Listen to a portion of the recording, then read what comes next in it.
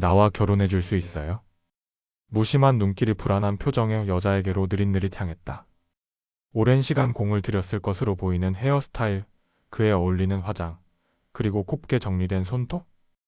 액세서리부터 구두까지 모두 합치면 소형 SUV 정도 가격은 나올 것 같은 차림새.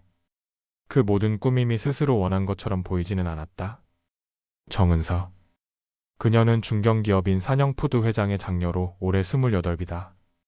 받은 프로필에서 그녀는 S대 식품공학과를 졸업 후 유학을 거쳐 최근에 입국했다고 한다. 그런데 바로 결혼 시장에 등장한 것이다. 이유가 뭘까? 생각도 못한 청혼에 문득 궁금해졌다. 프로필을 받았을 때는 전혀 관심이 없었는데 말이다. 석준이 천천히 입을 열었다. 그런 질문은 처음 받아보는데. 잠시 뜸을 들이던 그녀가 말했다. 나를 마음에 들어 하지 않는 것 같아서요. 석준은 시선을 피한 채 앉아있는 그녀를 가만히 바라보았다. 의외이다 싶었다. 시선은 한껏 내려가 있는데 눈도 마주치지 못하는데 할 말은 다 한다. 그리고 맞선 자리에서 이렇게 대놓고 결혼하자는 여자는 처음 보았다. 무엇이 그녀에게 용기를 주었을까? 난 오히려 당신이 나를 거부하는 줄 알았는데? 아니에요. 드디어 여자의 시선이 들리는가 싶더니 눈이 마주치기 무섭게 다시 아래로 내려갔다. 지금도 시선을 피하니 내가 그렇게 생각할 밖에. 미안해요. 원래 사람 얼굴을 똑바로 못 쳐다봐요. 오해받는 일이 많았겠군. 괜찮아요. 항상 있는 일이라서. 우리 결혼, 정략 결혼이라는 건 알고 있는 건가? 그럼요. 몇 번이나 이런 자리에 나왔었지? 그건. 불안한 듯 그녀의 시선이 테이블 이곳저곳을 돌아다니는 것처럼 보였다. 내가 먼저 말하지. 난 10번은 되는 것 같아. 10번이나요? 놀란 표정의 그녀가 고개를 들었다가 다시 시선을 내렸다. 얼굴 한번 보기 힘드네. 조심조심 그녀의 입술이 열렸다. 미안해요. 뭐가? 너무 놀란 거야. 놀라라고 얘기한 거야. 안 해. 석주는 그녀가 엷게 미소 짓는 걸 본 것 같았다. 자신의 시력에 문제가 없다면 말이다. 그래서 정은서 씨는 몇 번이지? 이번이 5번째예요. 매번 퇴짜를 맞았고? 그녀는 말없이 고개를 끄덕였다. 마치 자신에게 문제가 있어서 그렇다고 인정하는 것처럼 말이다. 다리를 꼬고 앉은 석준이 가볍게 발장을 꼈다. 나야말로 매번 퇴짜를 놓은 입장이었는데 정은서 씨를 보니까 조금 미안해지는군. 역시 나와 결혼은 무리군요. 테이블 위로 살짝 올라온 손가락이 초조하게 서로를 만지작거렸다. 그런 말은 아니야. 살짝 고개를 든 그녀가 의아하다는 표정을 지었다. 당신은 내가 어떤 사람인지 알고 있나? 기본적인 프로필은 알고 있어요. 경원그룹 회장님의 차남이고, 그리고 혼외자이지? 당신 두 시어머니 모실 수 있나? 작은 어깨가 움찔떨었다. 그걸 모르지는 않을 확률이 높으므로 그녀의 반응은 어쩌면 그런 말을 무척이나 쉽게 한다는 뜻인지도 모른다. 석준이 자신을 굳이 혼외자라고 소개한 건 처음이다. 다들 알고 나오는 자리이니 굳이 제 입으로 확인시킬 필요는 없었기 때문이다. 적당히 무례하게 굴면 상대편이 알아서 자리를 털고 일어났다. 출신 배경도 마음에 안 드는데 인성까지 바닥이라면 더는 볼 것 없다는 듯 말이다. 그런데 지금은 왜 이러는 걸까? 그게 내가 매번 퇴짜를 놓은 이유야. 조건 맞추고 얼굴만 보고 하는 결혼이라고 그런 악조건을 떠안기고 싶지 않거든. 좋은 분이네요. 응? 의외의 반응에 그가 되물으니 그녀가 천천히 고개를 들어 엷게 미소를 지었다. 석준 씨 말이에요. 그런 걱정까지 해주는 거 보면 좋은 분이에요. 내 말의 포인트는 그게 아닌데. 석준 씨만 괜찮다면 결혼할래요. 정은서 씨, 우리 결혼해요. 처음으로 그녀가 씩씩한 목소리로 말했다. 석준은 다시금 그녀의 얼굴을 천천히 보았다. 얼굴에는 초조함과 걱정이 가득했다.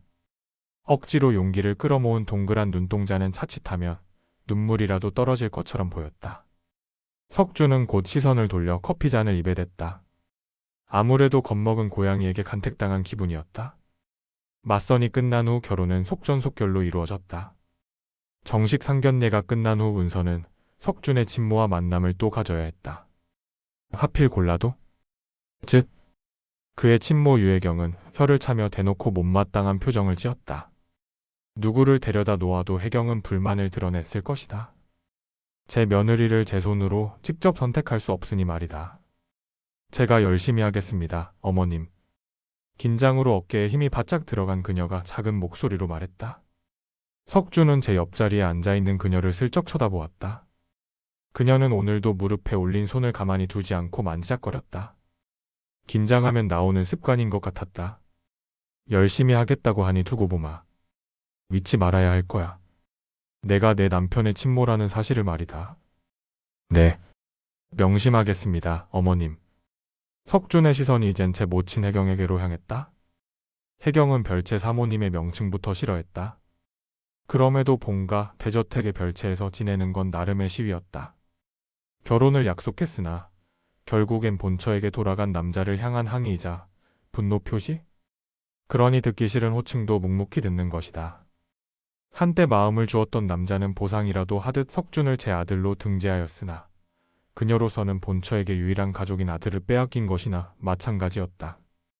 그가 같은 별채에서 지내고 있었으나 상실감은 그녀를 예민하게 만들었다. 그러니 혹여 며느리마저 자신을 그림자 취급할까봐 두려웠는지도 모르겠다. 결혼식은 경원그룹 이름에 걸맞게 성대하고 화려했다. 재계의 사람들이 대거 하객으로 참석했고 유명한 연예인도 여럿 있었다. 어머님은 안 오시는 거예요? 식장 입장을 기다리고 있을 때 한껏 몸을 기울인 은서가 귀를 쫑긋 세워야 들을 수 있을 정도의 목소리로 물었다. 답은 이미 알고 있을 것이기에 석주는 굳이 대답하지 않았다. 그러나 그녀의 관심은 신혼여행지에서도 이어졌다. 혹시 내일 나에게 시간 좀 줄 수 있어요? 호텔에서 저녁 식사를 하고 있을 때였다. 왜? 모레면 귀국인데 어른들께 드릴 선물을 좀 같이 고르고 싶어서요. 난 취향을 잘 모르니까요. 그녀는 눈을 맞췄다 피하다를 반복하며 말했다. 그런 건 모르는데.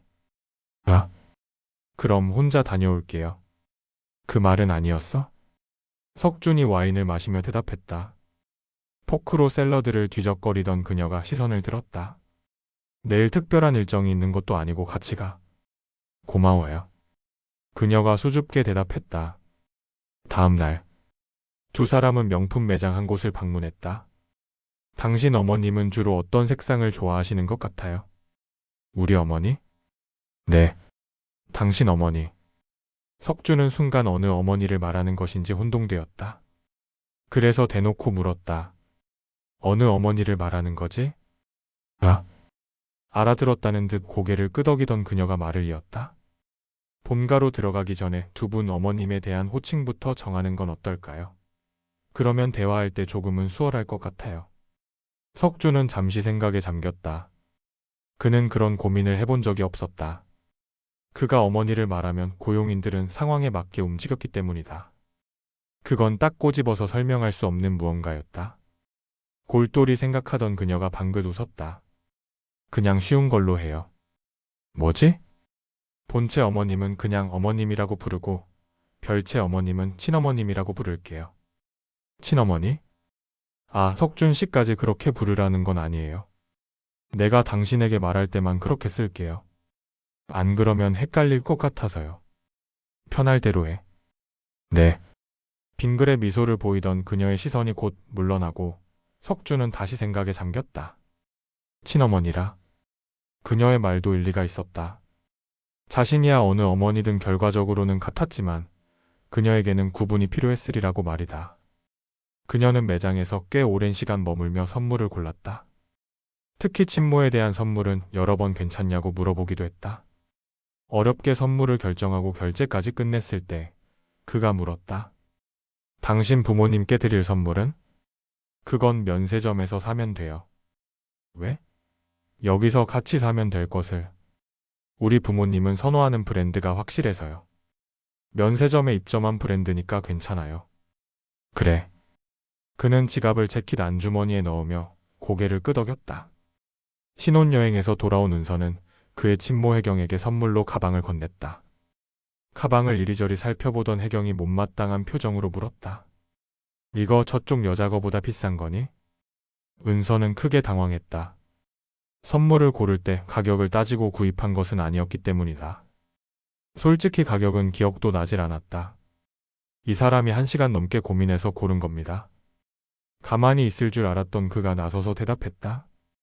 그의 말투는 퉁명스러웠고 귀찮은 것처럼 들렸다. 그러나 혜경은 아들의 말이라고 순순히 받아들이는 성격이 아니었다.